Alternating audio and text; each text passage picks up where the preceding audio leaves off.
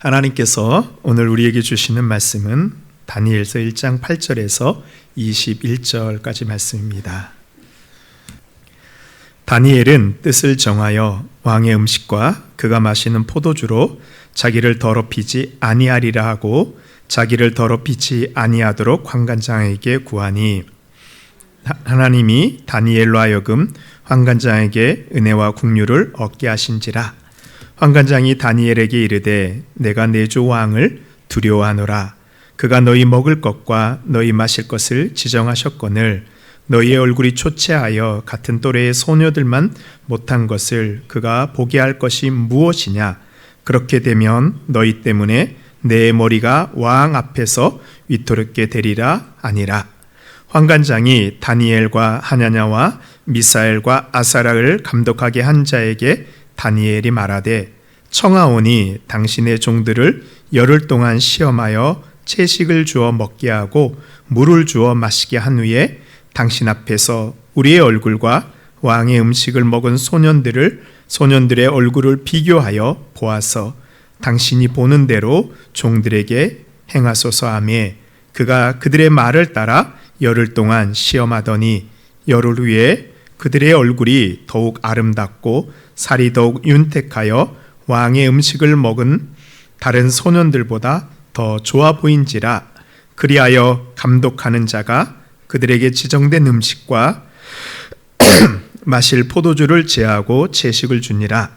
하나님이 이 네 소년에게 학문을 주시고 모든 서적을 깨닫게 하시고 지혜를 주셨으니 다니엘은 또 모든 환상과 꿈을 깨달아 알더라. 왕이 말한 대로 그들을 불러들일 기한이 찼으므로 환관장이 그들을 느부갓네살 앞으로 데리고 가니 왕이 그들과 말하여 보매 무리 중에 다니엘과 하냐냐와 미사엘과 아사라가 같은 자가 없으므로 그들을 왕 앞에 서게 하고 왕이 그들에게 모든 일을 묻는 중에 그 지혜와 총명이 온 나라 박수와 술객보다 10배나 나은 줄을 아니라. 다니엘은 고레스 왕 원년까지 있으니라. 아멘. 이것은 하나님의 말씀입니다. 우리 이번 주부터 4번에 걸쳐서 다니엘서의 말씀을 함께 우리가 묵상하려고 합니다. 그래서 다니엘서를 통하여서 하나님이 우리에게 주시는 말씀을 좀 깊게 우리가 살펴보려고 합니다. 먼저 첫 번째 주 오늘은요, 다니엘서의 배경을 알고 다니엘이 누구인지 좀 만나보려고 합니다. 이 첫째 주에기에 좀 배경, 그 다음에 개관, 그리고 다니엘서가 우리에게 말하고 싶은 것이 무엇인지 함께 생각해 보려고 합니다.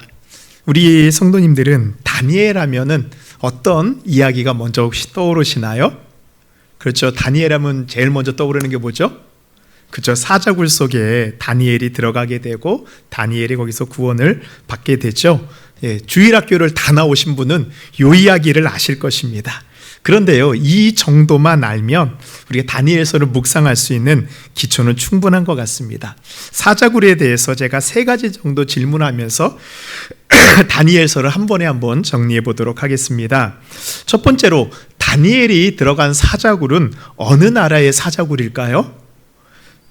바벨론이라는 이방 제국의 사자굴입니다.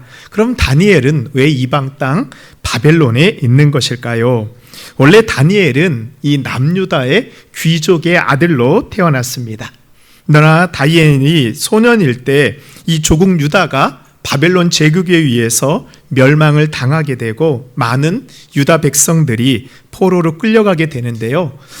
다니엘은 이때 다니엘과 같이 총명한 친구들이 바벨론으로 가게 됩니다. 바벨론이 이 소년들을 포로로 데려간 이유가 있습니다. 그것은 바로 바벨론 제국의 백성으로 만들기 위해서입니다. 우리가 제국이라는 표현을 할 때에는 그런 다른 나라를 식민지로 삼을 때 제국이라는 표현을 하게 됩니다. 근데 이 제국은요, 2가지를 통일해야 됩니다. 첫 번째로는 영토를 통일하게 되고요, 두 번째로는 그 영토에 있는 백성들을 통일해야 됩니다. 근데 이 영토는요, 정복을 하게 되면 저절로 이렇게 통일을 할 수 있지만 그 영토에 있는 백성들을 하나로 만들어내는 제국의 정체성을 만드는 것은 쉽지 않습니다.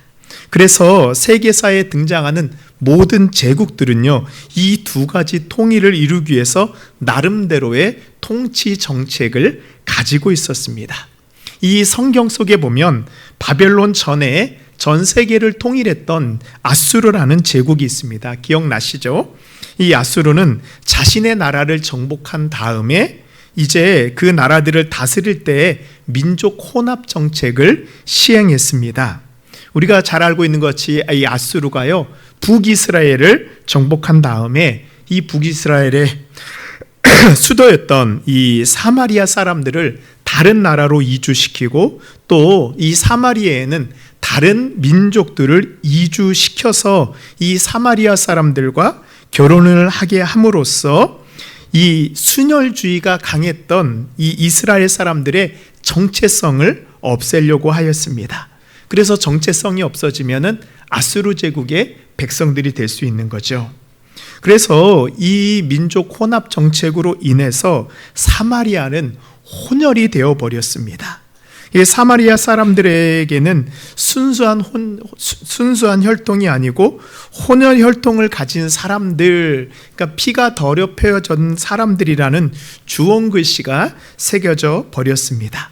이거는 신약시대까지 이어지게 되는데요, 우리가 신약시대 때 보면은 유대인들이 사마리아를 돌아서 이렇게 다녔잖아요. 사마리아 땅으로 들어가지 않았잖아요. 왜냐하면 사마리아 사람들을 배척하고 상대하지 않은 것은 이 아수르 제국 때 이루어진 혼혈 정책 때문입니다. 그런데 이 아수르 다음에 세워진 바벨론의 식민 정책은 아수르의 그것과는 좀 달랐습니다. 바벨론은 이 자신이 정복한 많은 나라 사람들을요, 바벨론으로 포로로 데리고 와서 그들을 바벨론의 제국으로 만드는 바벨론화 식민 정책을 시행하였습니다. 그리고 이 정복한 나라의 엘리트 청소년들을 뽑아서 바벨론의 문화와 학문을 교육하여 바벨론의 관리로 양성하고 나중에 그들을 다시 그들의 자신의 나라로 돌아가게 하여서 총독이나 관리로 있으면서 바벨론에 충성하게 하였습니다. 근데 이 정책은 아주 성공을 거두었습니다. 바벨론 이후로 등장하는 메데와 바사, 페르시아까지 이런 정책이 이어지게 됩니다. 이 다니엘과 세 친구들은 바로 이 바벨론의 엘리트 관리 양성 프로그램에 선발되어서 바벨론으로 가게 된 것입니다. 그럼 두 번째 질문입니다. 다니엘이 왜 사자굴 속에 들어가게 되었을까요? 이 제국들은요, 자신의 나라를 하나로 연결시키기 위해서 종교를 통일하는 정책을 시행하였습니다. 바벨론에 있는 신을, 바벨론의 신을 제국 안에 있는 모든 그런 나라 백성들이 섬기게 하였습니다. 물론 과거에는요, 지금 같은 유일신이 아니고 다신교였습니다. 바벨론에도 많은 신들이 있었고 또 원래부터 자신이 섬기는 신들도 있었습니다. 그리고 이때 등장한 신들이 있습니다. 바로 왕이 자신을 신의 아들이라 곧 신이라고 이야기하였습니다. 그러니까 왕이 곧 신이 되었어요. 제국의 왕들은 자신을 스스로 신의 아들이요 신이라고 하면서 백성들에게 두려움을 주고 충성심을 요구하였습니다. 다니엘은 여호와 하나님만 섬기기로 결단한 사람이었습니다. 다니엘이 제국의 으뜸되는 총리가 되었을 때 이 다니엘의 대적자들이요, 다니엘을 모함하기 위해서 함정을 놓게 됩니다. 그들은 30일 동안 다른 신이 아니고 오직 왕에게만 기도하고 다른 신들에게 기도하지 못하는 법을 만들어 왕의 도장을 허락을 받게 됩니다. 이 다니엘은요, 이 법률이 제정된 것을 알았지만 자신의 신앙을 지키기 위해서 예루살렘을 향하여 창문을 열고 하루에 3번 기도하는 그 습관을 멈추지 않았습니다. 이 다니엘의 대적자들은 이때를 놓치지 않고 다니엘을 왕에게 고소하여 사자굴에 던져넣게 되지요. 다니엘은 여호와 하나님만 섬기는 신앙을 위해서 사자굴 속에 들어간 것입니다. 다니엘에게 있어서 자신의 목숨보다 중요한 것이 바로 신앙이었습니다. 그럼 세 번째 질문입니다. 사자굴 속에 들어간 다니엘은 어떻게 되었을까요?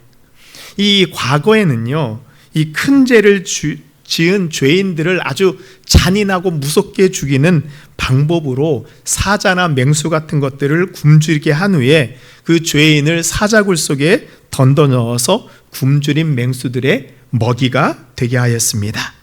다니엘의 대적자들은 다니엘이 사자굴 속에서 사자들의 먹이가 되었을 것이라고 생각하였습니다. 근데 이 법률이요, 함정이었던 것을 모르고 도장을 찍어준 이 다리오 왕이 있습니다. 원래 다리오 왕은 다니엘을 제일 아끼고 다니엘을 제국의 으뜸되는 총리로 세운 사람입니다. 이 다리오 왕은 음식도 거부하고 잠도 자지 않고 연애를 폐하고 금식하며 다니엘을 구하고자 노력하였습니다. 그런데요, 아무리 왕이라고 할지라도 자신이 도장을 찍은 법률은 고칠 수 없다는 나라의 법에 따라서 아무것도 할 수 없었습니다. 엄청난 힘을 가졌던 왕도 아무것도 할 수 없을 때 하나님께서 천사들을 사자굴에 보내어 사자들의 입을 막아버리셨습니다. 하나님께서는 다니엘의 무죄함을 사자의 입을 막아서 증명하여 주셨습니다. 신앙을 지킬 것인가 타협할 것이라는 선택 가운데 여호와만 섬기겠다고 신앙을 택한 다니엘을 구원해 주셨습니다. 다니엘이 자신의 신앙을 지키기 위해서 목숨까지도 내어놓았을 때 하나님께서 다니엘과 함께 하셨습니다. 이 다니엘을 사자굴 속에서 구원해 주신 이 사건은 바벨론의 포로로 살고 있는 유다 백성들에게 소망의 메시지를 주고 있습니다.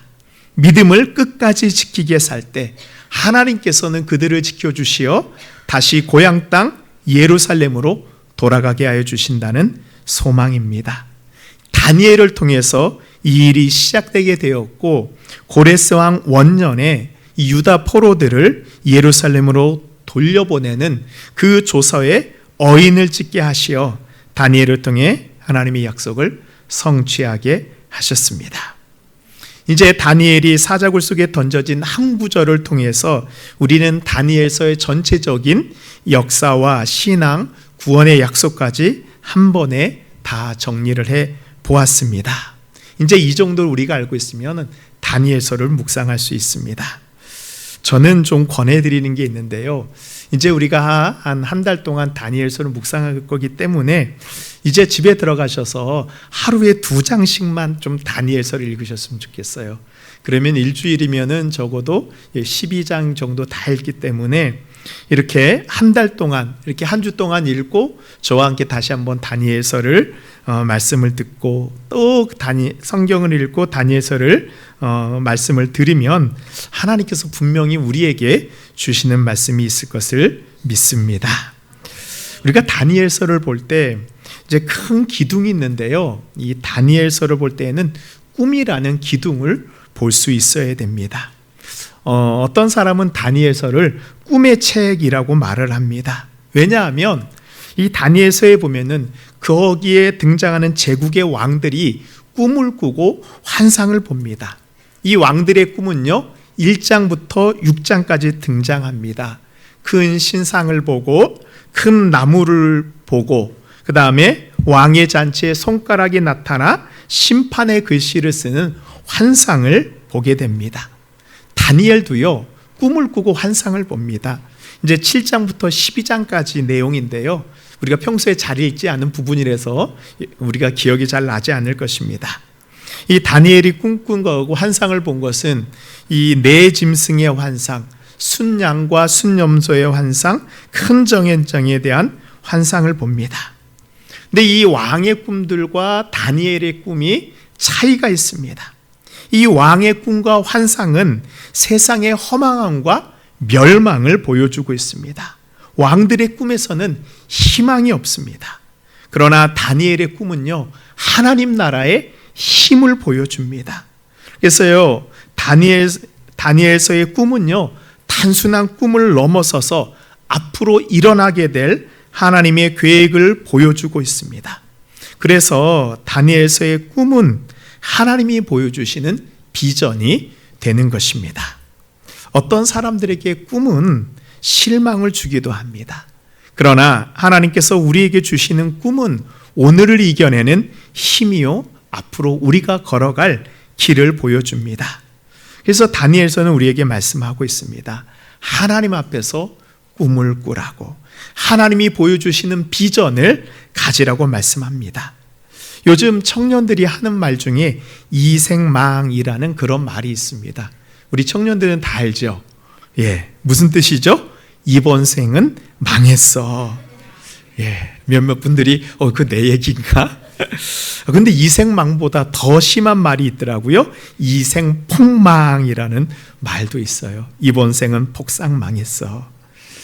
되돌이킬 수 없는 인생을 살아가는 우리에게 이생망은 미래의 희망의 싹을 잘라버리는 말입니다. 이런 세상 속에서 우리의 자녀들은 어떻게 살아가야 할까요? 우리는 어떻게 소망을 가지고 자녀들에게 희망을 줄 수 있을까요? 우리 성도 한 분 한 분이 꿈꾸는 자가 돼야 됩니다. 하나님이 보여주시는 비전을 볼 수 있어야 합니다. 그리고 교회는요, 이 꿈을 꾸는 곳이 되어야 됩니다. 꿈을 꾸지 못하는 사람들에게 꿈을 꾸게 하고, 비전이 없는 사람들, 비전이 없는 자녀들에게 비전을 주는 곳이 바로 교회가 되어야 됩니다.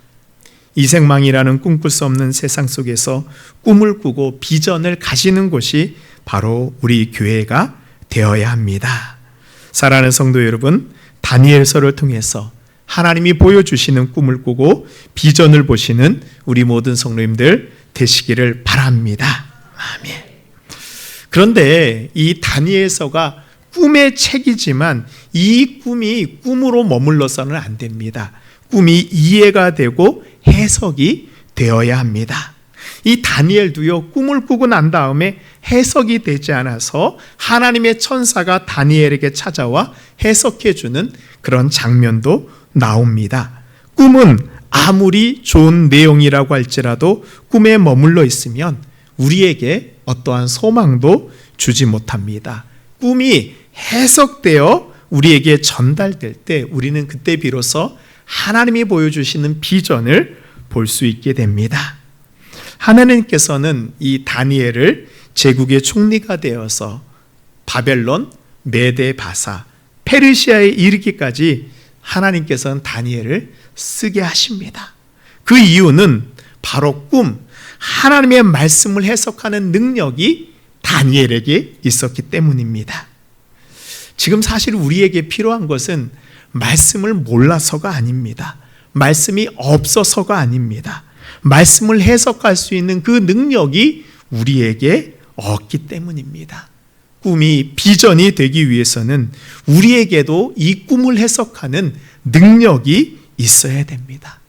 그럼 다니엘은요, 이런 능력을 어떻게 가지게 되었을까요? 우리가 이제 이 구약 성경을 좀 이렇게 분류를 할 때 한 5가지 정도로 분류를 하죠. 첫 번째는 모세오경, 그 다음에 역사서, 시가서, 성문서, 예언서 정도로 우리가 이렇게 성경을 분류할 수 있습니다. 먼저 모세오경은 창세기, 출애굽기, 레위기, 민수기, 신명기로 율법을 기록하고 있고요. 역사서는 말 그대로 이스라엘 역사입니다. 사사기로부터 사무엘상하, 열왕기성하, 역대상하, 에스라, 니에미야까지, 그래서 이스라엘 역사를 기록한 책입니다. 시가서는 말 그대로 시편이고요. 그 다음에 성문서, 이제 여기서부터 우리가 좀 헷갈려요. 성문서는 거룩한 문서라는 뜻인데 욥기, 잠언, 아가, 전도서 정도입니다. 근데 이 성문서는 우리가 내용을 보다시피 욥기나 잠언이나 전도서나 아가서나 사람들의 일상과 아주 긴밀하게 연결이 되어 있습니다. 그래서 일상에 기록된 일상과 관련된 이야기들입니다. 이 삶의 일상 속에서 우리가 어떻게 하나님의 말씀대로 살아갈 수 있는가가 기록된 것이 성문서입니다.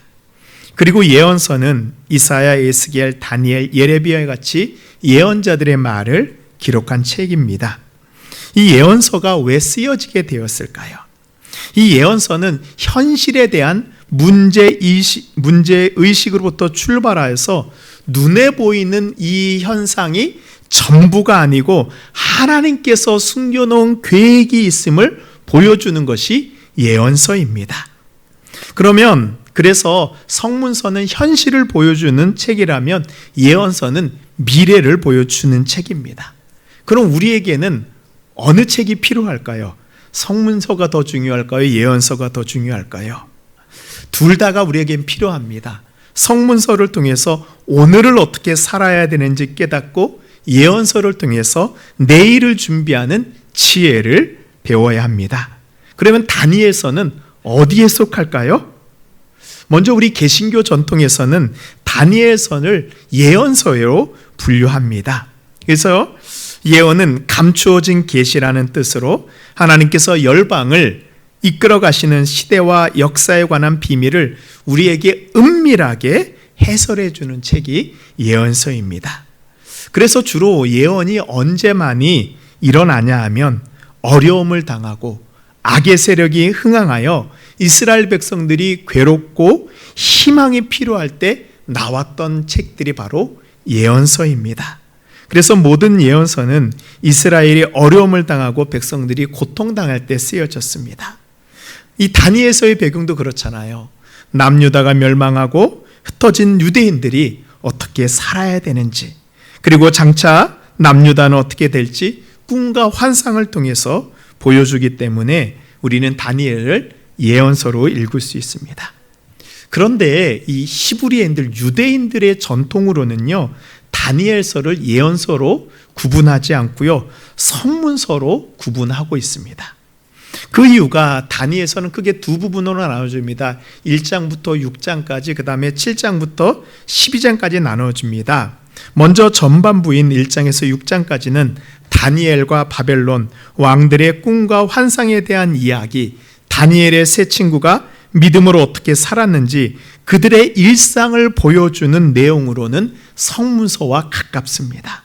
그리고 후반부인 7장에서 12장까지는 다니엘이 본 환상에 대한 내용으로 앞으로 하나님께서 열방과 이스라엘에 행하실 것을 보여주는 부분으로 역사의 미래를 보여주기 때문에 예언서와도 가깝습니다. 그래서 다니엘서를 통해서 우리는 오늘을 어떻게 믿음으로 살아가야 되는지, 그리고 앞으로 올 미래를 어떻게 준비하여 꿈을 꾸고 비전을 가져야 하는지를 알 수 있습니다. 그래서 다니엘서를 한마디로 정리하면요, 오늘을 살아갈 힘과 내일의 비전을 허락해 주는 책이 바로 다니엘서입니다. 오늘 말씀을 들으면서 예언서가 필요하신 분이 계시나요? 성문서가 필요한 분이 계시나요? 고난 가운데 있는 분 계시나요? 앞으로 나아가야 되는데 사방이 막혀 있는 분이 계시나요? 미래에 대해서 어떻게 살아야 될지 그 길을 찾지 못하는 청년들이 있습니까? 어제와 오늘의 현실 속에서 내일의 희망은 오직 하나님께로부터만 나옵니다. 사방이 막혀 있을지라도 하늘이 우리에게 열려 있는 것을 믿으시기 바랍니다. 이 하늘은 바로 하나님입니다.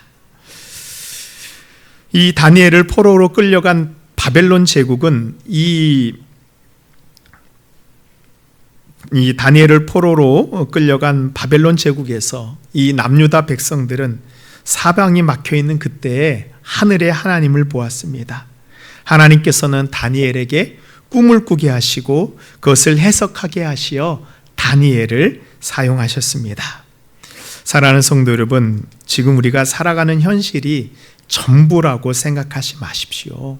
하나님께서는 우리에게 주시는 꿈과 미래가 있습니다. 믿음으로 지금의 현실을 딛고 설 때 장차 임할 하나님의 나라가 우리의 미래가 될 수 있습니다. 첫 번째로 다니엘서를 통해서 우리는 피할 수 없는 현실 속에서 하나님의 주인 되심을 볼 수 있습니다. 우리 다니엘서 1장 1절 말씀 우리 함께 읽도록 하겠습니다. 유다 왕 여호야김이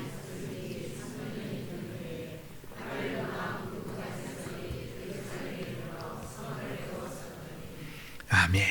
우리가 살펴본 것 같이 다니엘서 1장 1절은 가장 절망스러운 이야기로 시작합니다. 이 바벨론의 느부갓네살 왕이 예루살렘을 에워쌌습니다.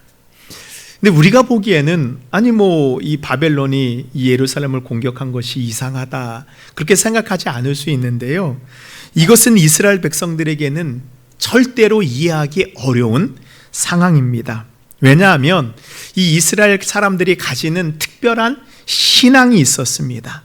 하나님께서는 절대로 이스라엘을 멸망시키지 않을 거라는 그런 믿음이었습니다.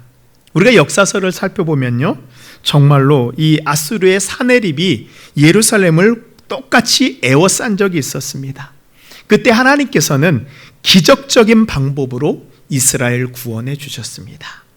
그때부터 이스라엘 백성의 마음속에서는 하나님께서는 절대로 당신의 백성들을 멸망시키지 않는구나, 이방인에게 넘겨주지 않을 거라는 그런 신령 같은 믿음을 가지게 되었습니다. 근데 1절에 이 에워쌌다는 그런 말을 이 히브리어로 보게 되면 에워싸다, 붙잡아 매다라는 의미를 가지고 있습니다. 이제 예루살렘을 꽁꽁 붙잡아 매어 아무것도 할 수 없는 상태가 되어버렸습니다. 예루살렘은 철저히 파괴되었고 약탈당하고 대적한 이들은 죽거나 포로로 끌려갔습니다. 근데 1절이 가장 절박한 상황입니다. 그런데요, 이제 우리가 2절을 살펴보면 절망 속에서 역사의 주인을 만나게 됩니다. 우리 2절 말씀 함께 읽도록 하겠습니다. 주께서 유다 왕 여호야긴과 하나님의 전 그릇 얼마를 그의 주심에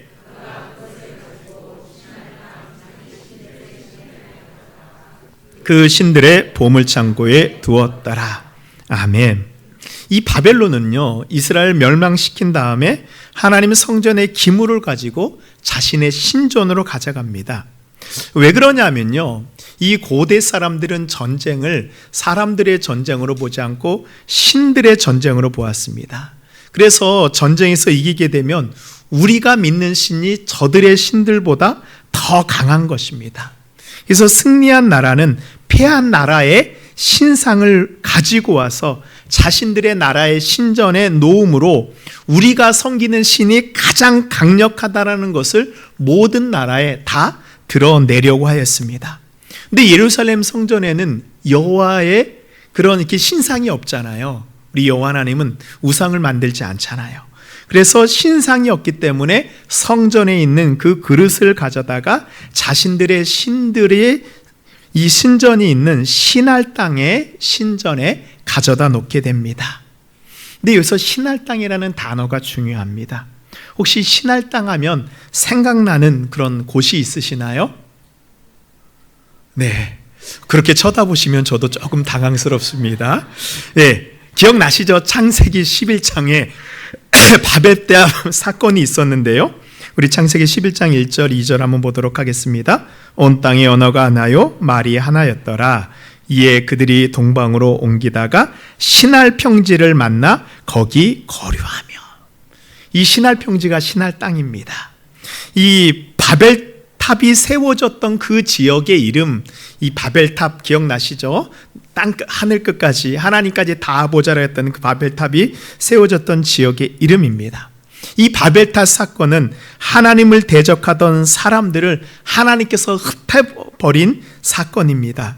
세상의 언어가 하나였는데 사람들이 하나님을 넘어서고 또한 하나님을 무시하려고 하자 하나님께서 그들의 언어를 혼잡하게 하셔 온 지면에 흩어버리신 일입니다. 그래서 2절에 그들의 바벨론의 신전이 있던 신할 땅이라는 단어를 통해서 지금 저 바벨론 제국이 대단해 보이지만 하나님께서는 언젠가 바벨탑을 심판하신 것처럼 바벨론을 심판하시어 무너지게 하실 것을 예언해 주는 것이 바로 이 신할 땅이라는 단어에 나오고 있습니다. 그리고 2절에 보면 우리가 넘기심에 그 하나님의 종 그들 얼마를 그의 손에 넘기심에라고 말씀하고 있습니다. 이 넘기심에라는 그런 말은 히브리어로 이 마탄이라는 단어를 쓰고 있습니다. 근데 이 마탄은 넘겨주다, 주다라는 이 뜻을 가지고 있는데요. 이 마탄이라는 단어는 뭐와 함께 연결되냐면 주어와 함께 연결되는 것을 잘 봐야 됩니다. 이 마탄이라는 단어는요, 신적 주어와 함께 쓰이는 동사입니다. 즉, 주어가 하나님, 신이고요. 바로 신이 사용하는 동사가 바로 마탄입니다. 즉, 남유다가 멸망하게 되어서 이 성전 기물을 빼앗기게 된 것은 바벨론이 강해서가 아니고 하나님께서 이 남유다를 바벨론 손에 넘기셨기 때문입니다. 하나님께서 이 남유다를 바벨론에 넘기신 이유는 남유다의 죄악이 너무 심하여 이제 남유다를 심판하기 위해서 넘기신 것입니다. 근데 여기에 우리가 이제 중요한 그 지점을 우리가 찾아야 됩니다. 1절이 가장 절망적인 상황에서 2절이 가장 희망적인 말씀을 말하고 있어요. 왜? 하나님께서 남유다를 넘기셨으니 오직 회복하실 분도 하나님께 달려있다라는 말씀입니다. 바벨론이 어떻게 해서 남유다가 회복된 것이 아니라 하나님께서 역사하심을 통해서 회복될 거니라는 하나님의 예언의 말씀이 바로 2절 가운데 숨겨져 있습니다. 우리의 삶도 1절같이 애워싸움이 있을 수 있습니다. 그때 우리는 이 상황이 일어나게 된 주어를 찾아야 합니다. 왜 이런 일이 일어나게 됐나? 만일 주어가 하나님이시라면, 이 일을 행하신 분이 하나님이시라면 우리의 잘못을 깨닫게 하시려는 하나님의 심판인 것을 우리는 인정하고 받아들여야 합니다. 우리의 죄악을 인정하고 하나님께서 나를 심판하고 계시구나. 그러면 그 심판의 목적이 무엇일까요? 우리를 멸망시키기 위해서일까요? 아닙니다. 우리를 구원하시고자 하는 하나님의 계획인 것을 우리는 깨달아야 합니다. 우리의 잘못에 대한 심판도 하나님이 하시고 우리의 구원에 대한 소망도 하나님이 이루실 것을 알아야 합니다. 우리의 삶이 주의 손에 있는 것을 인정할 때, 지금 우리가 당하고 있는 에워싸움이 원망의 이유가 아니고 앞으로 임할 하나님의 소망의 이유가 될 수 있는 것을 믿으시기 바랍니다. 아멘. 두 번째로 우리는 누구를 섬긴 것인가 선택해야 합니다. 하나님께서는 하나님을 버린 이스라엘을 버린 것 같이 보입니다. 그것은 우리가 두 가지를 통해서 알 수 있는데요. 먼저는 성전 기물을 가져가는 것을 통해서 바벨론이 이스라엘 사람들의 신앙을 빼앗아 간 것입니다. 이스라엘 백성들이 가졌던 그 여호와의 신앙을 무너뜨렸습니다. 당시의 신을 빼앗겼다라는 것, 그것은 이제 만군의 여호와, 만군의 하나님이 아니라는 거예요. 더 이상 하나님을 신뢰할 수 없는 그런 상황이 되어버렸습니다. 이스라엘 사람들의 신앙을 무너뜨려 버렸습니다. 1장 4절 말씀 우리 함께 좀 보도록 하겠습니다. 우리 함께 읽겠습니다. 시작. 곧 흠이 없고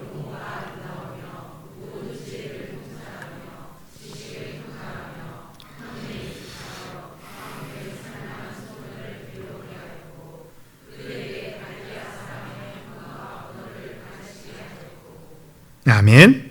이 바벨론은요, 이 신전에 있는 성전 기물만 가져간 것이 아니고 이스라엘 백성들 가운데 뛰어난 청년들을 데리고 갔습니다. 이들은 모두 이스라엘의 엘리트들입니다. 이스라엘의 미래입니다. 바벨론이 이스라엘 신앙과 이스라엘의 미래를 모두 빼앗아 갔습니다. 이 청년들은 유능하여 나중에 이스라엘을 회복시켜 바벨론의 위협적인 인물들이 될 수도 있습니다. 그래서 바벨론은 이들을 먼저 데려다가 바벨론화 시켜서 바벨론의 백성으로 만들어 바벨론에 충성하기를 원했습니다. 끌려간 포로들 가운데 우리가 알고 있는 다니엘, 하냐냐, 미사엘, 아사랴, 이 4명의 이름에는 모두 여호와 하나님이 들어가고 있습니다. 엘이라는 단어가 엘이고 하나님이거든요. 다니엘이라는 뜻은 하나님이 나의 심판자이시다. 하나는 여호와는 자비로우시다. 미사엘은 여호와 같은 이가 누구일까? 아사라는 여호와께서 도우셨다라는 그런 모두 하나님과 관련된 이름을 가지고 있었습니다. 근데 어떻게 했어요? 바벨론은 이들의 이름을 바꾸어 버립니다.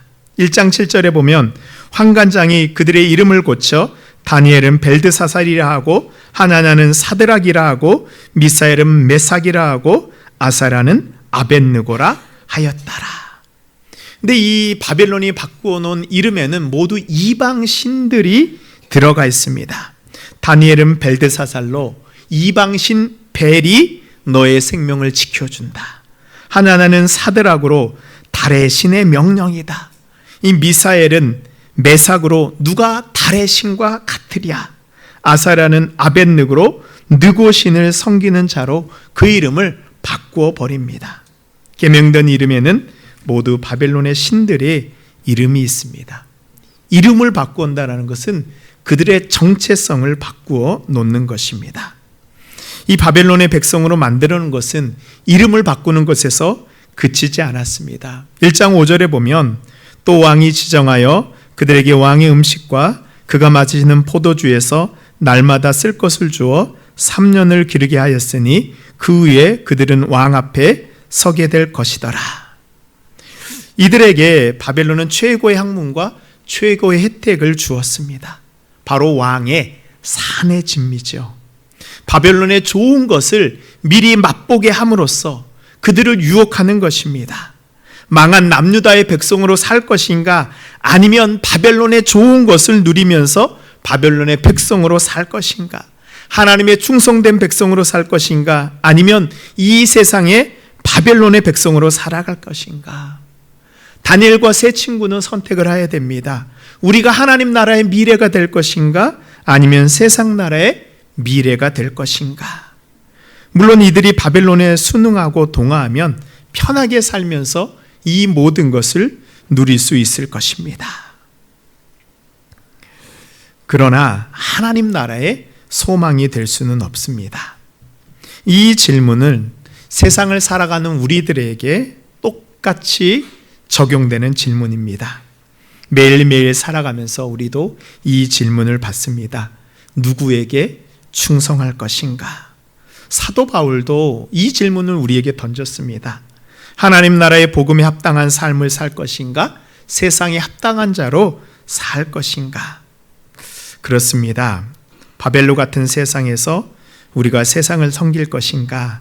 아니면 하나님 나라의 충성생 백성이 될 것인가를 우리는 선택해야 됩니다. 여러분은 어떤 선택을 하시겠습니까? 우리의 자녀들은 어떤 선택을 해야 할까요? 우리가 하나님 나라의 미래가 되는 선택을 할 때 우리에게는 소망이 있습니다. 마지막으로 하나님 나라 백성의 정체성을 지켜야 합니다. 하나님 나라의 백성으로 살아간다는 것을 어느 신학자는 이렇게 얘기했습니다. 하나님 나라의 백성으로 산다는 것은 다른 공간에서 살아가는 것이 아니라 세상 가운데 살면서 다르게 살아가는 것입니다. 우리는요, 특별한 곳에서 살 때 나는 하나님의 백성으로 살 수 있을 것이라고 생각합니다. 지금 있는 곳에서 다 떠나서 내가 다른 곳에 살게 될 때, 다른 직업을 가지게 될 때, 아니 죽어서 하나님의 나라에 가면 나는 하나님의 백성으로 살 수 있을 것이라 생각합니다. 그런데 아닌 거예요.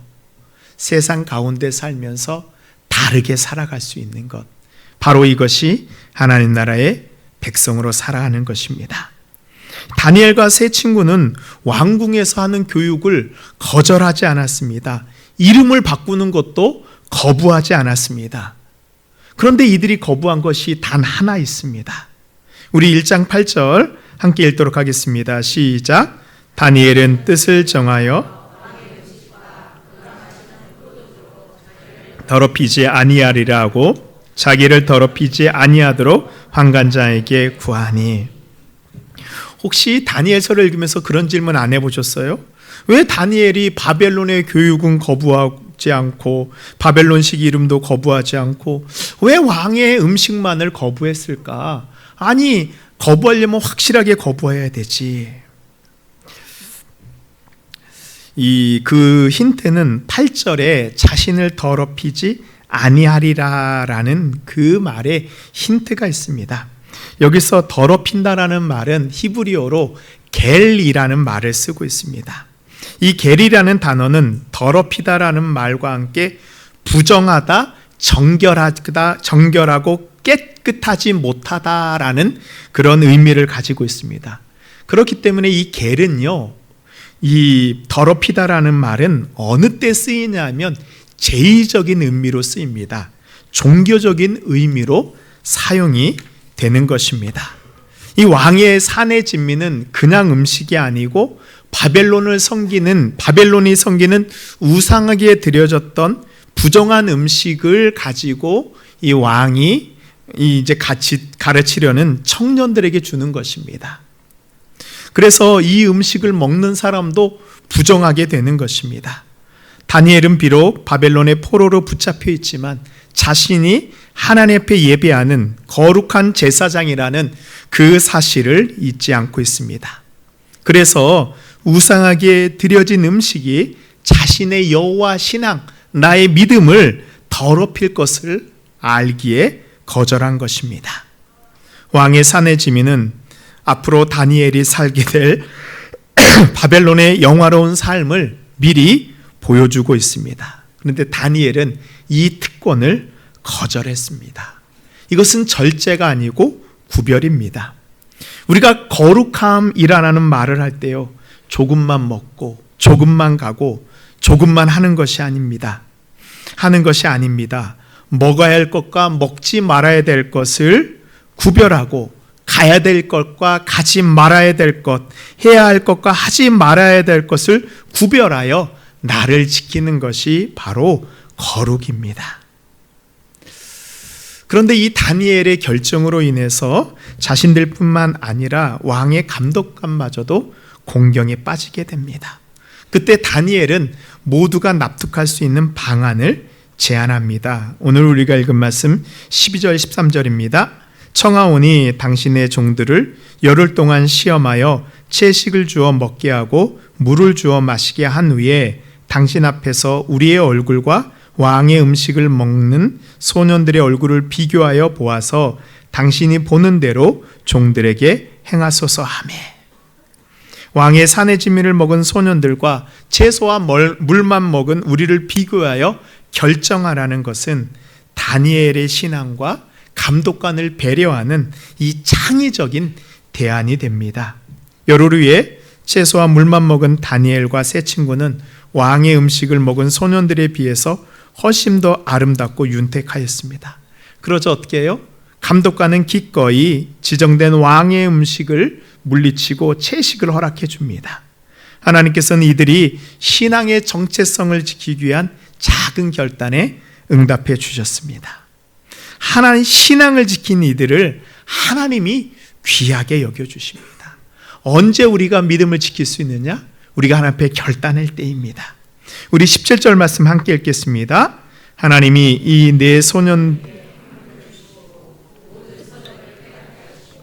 지혜를 주셨으니 다니엘은 또 모든 환상과 꿈을 깨달아 알더라. 아멘.